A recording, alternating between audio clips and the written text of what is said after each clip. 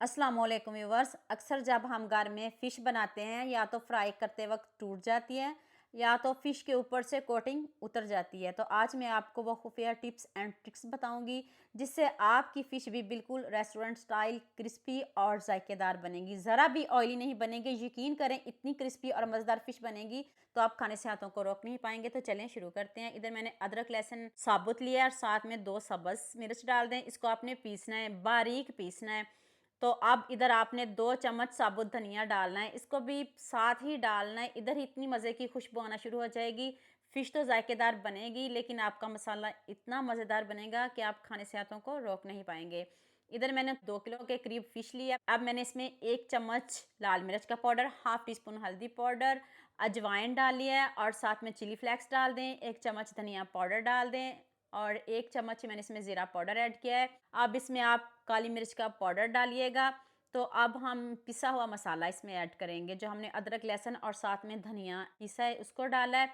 4 चम्मच हम इसमें लेमन जूस ऐड करेंगे। 4 से 5 चम्मच लेमन जूस काफ़ी है और 2 चम्मच बेसन, इससे ज़्यादा हम नहीं डालेंगे। इधर आप सोच रहे होंगे कि इसने अभी नमक का इस्तेमाल क्यों नहीं किया। अभी मैं आपको बताती हूँ कि मैंने इसमें नमक का इस्तेमाल क्यों नहीं किया। अब वीडियो पूरी देखिएगा, आपको मज़ा आ जाएगा। अब आप इसको अच्छे से ऊपर इसके कोट कर लें, बेसन ज़्यादा नहीं डालिएगा, ऐसे आपकी फ़िश बाज़ार जैसे बनेगी। 2 पीस मैं नमक के बगैर निकालूँगी। अब मैं इधर नमक डालने लगी हूँ। इधर आपने हस्बे ज़ायक़ा नमक डालना है और साथ में चाट मसाला पाउडर डालना है।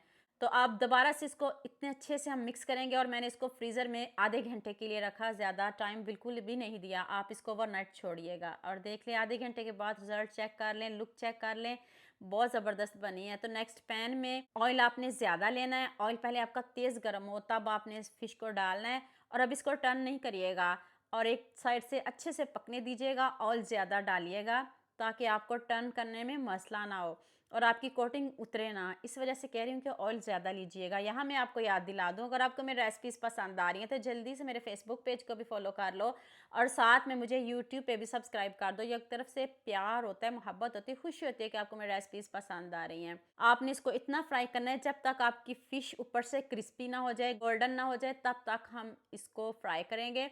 और लुक आप खुद चेक कर लें कितनी ज़बरदस्त हमारी फ़िश बनी है। जितनी ज़बरदस्त फ़िश बनी है, मुझे भी इस रेसिपी में आप सबका बहुत ज़्यादा प्यार चाहिए।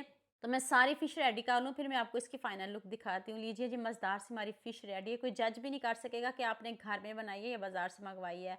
जितनी टेस्टी यमी बनी है। तो आपने सबके साथ शेयर भी करना है, लाइक भी करना है और प्यारे-प्यारे कमेंट भी करने हैं। और देख लें ऊपर से कितनी क्रिस्पी और अंदर से देख लें कितनी सॉफ्ट है और गर्म इतनी है, हाथ जल रहे हैं। आपने भी बहुत तरह की फ़िश खाई भी होगी, बनाई भी होगी। जैसे सर्दियाँ आ रही हैं तो आप इसको ज़रूर ट्राई करिएगा। तो उम्मीद करती हूँ आज की वीडियो आपको लाज़मी पसंद आएगी। जल्दी से मेरे चैनल को सब्सक्राइब कर देना, साथ में बेल आइकन का बटन प्रेस कर लेना।